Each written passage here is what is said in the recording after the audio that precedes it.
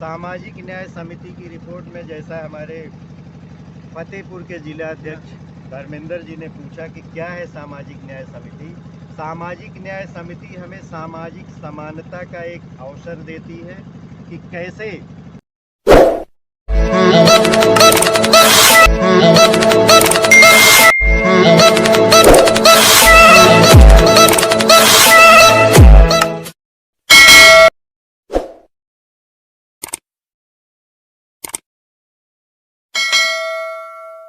शंकरपाल, राष्ट्र उदय पार्टी का राष्ट्रीय प्रवक्ता, राष्ट्र उदय पार्टी दस्तक सर जी, आपको आपसे भी कुछ सादर निवेदन है धन्यवाद देता हूँ। पूछिए।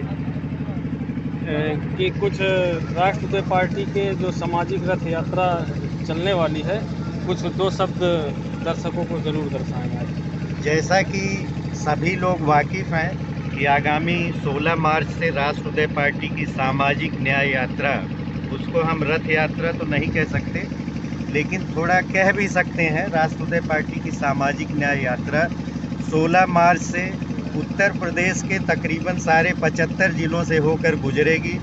इसमें सीधी साधी बात है कि जो अब तक दबी कुचली शोषित और वंचित समाज है, हमारा जमात है, रिहायश जो बस्ती है, जो राजनीतिक हक हुकूक और सामाजिक अधिकारों से वंचित है, उनको समान अधिकार दिलाना और राजनीतिक अधिकार विशेषकर दिलवाना, क्योंकि बगैर राजनीतिक हक हुकूक और अधिकार के कोई भी लड़ाई न लड़ी जा सकती है, न सफल हो सकती है और हमें सामाजिक न्याय नहीं मिल सकता है। तो राजनीतिक भागीदारी के लिए जमीनी स्तर पर उतरकर कार्यकर्ताओं को काम करना पड़ेगा। राष्ट्र उदय पार्टी का जो 16 मार्च से सामाजिक न्याय रथ यात्रा का कार्यक्रम है, उसको भव्य और सुचारू रूप से समर्पित तरीके से निरंतरता के साथ आगे बढ़ाते हुए जी सर, जो सामाजिक रथ यात्रा है आपकी, ये कहां से प्रारंभ होगी और कहां पर इसका समापन किया जाएगा, ये भी जरा दर्शकों को जैसा कि सामाजिक न्याय रथ यात्रा का प्रारंभ स्थल जो है मध्य प्रदेश से शुरुआत होगी। तो मध्य प्रदेश में 16 मार्च से शुरुआत होकर अभी खाका बनाया जा रहा है।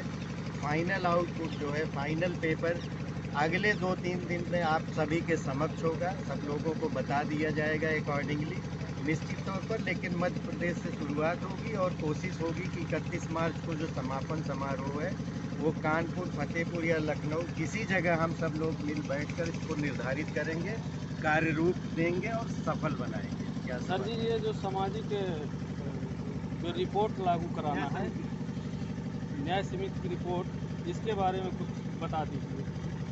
ऐसा है कि सामाजिक न्याय समिति 2018 में हाई कोर्ट के जस्टिस राघवेंद्र थे, उनकी अध्यक्षता में एक कमेटी गठित की गई थी मौजूदा मुख्यमंत्री योगी आदित्यनाथ के जरिए।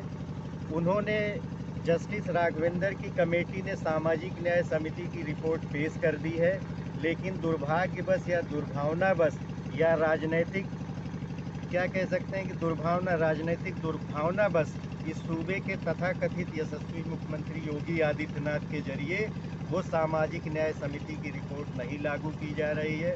सामाजिक न्याय समिति की रिपोर्ट में जैसा हमारे फतेहपुर के जिला अध्यक्ष धर्मेंद्र जी ने पूछा कि क्या है सामाजिक न्याय समिति। सामाजिक न्याय समिति हमें सामाजिक समानता का एक अवसर देती है कि कैसे जो दबी कुचली और शोषित वंचित रिहायश इस धरती पर बसती है, राजनीतिक अधिकारों से वंचित है, उसके न एमएलए है, न सांसद है, मिनिस्टर और मुख्यमंत्री तो बड़ी दूर की बात है, जो तकरीबन 45% की रिहायश है। तो वो जस्टिस राघवेंद्र ने 3 कैटेगरी में बांटा है। अन्य पिछड़े वर्ग का जो 27% का आरक्षण है, उसमें 7, 9 और 11 का रेशियो है कि जो जिस कैटेगरी के हिसाब से जिनको राजनीतिक हक ज़्यादा मिल गया है वो 7 में होंगे, कम मिला है वो 9 में होंगे, जिनको बिल्कुल नहीं मिला है वो 11% वाले सामाजिक न्याय में आएंगे।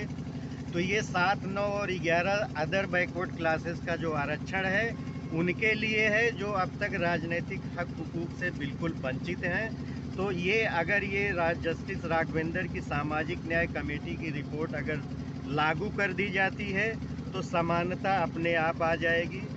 जो बिल्कुल वंचित हैं उनको 11% आरक्षण, उस 27 जो अदर बैकवर्ड क्लासेस का 27% आरक्षण है, उसमें से बिल्कुल जो निर्वासित जो राजनीतिक निर्वासित जीवन जी रहे हैं, जो जमातें जी रही हैं, उनके लिए उससे कम 9% वाले रहेंगे और उससे कम 7%, तो टोटल 27% आता है। कहने का मतलब कि अदर बैकवर्ड क्लासेस में आरक्षण लागू करवाने की कोशिश है।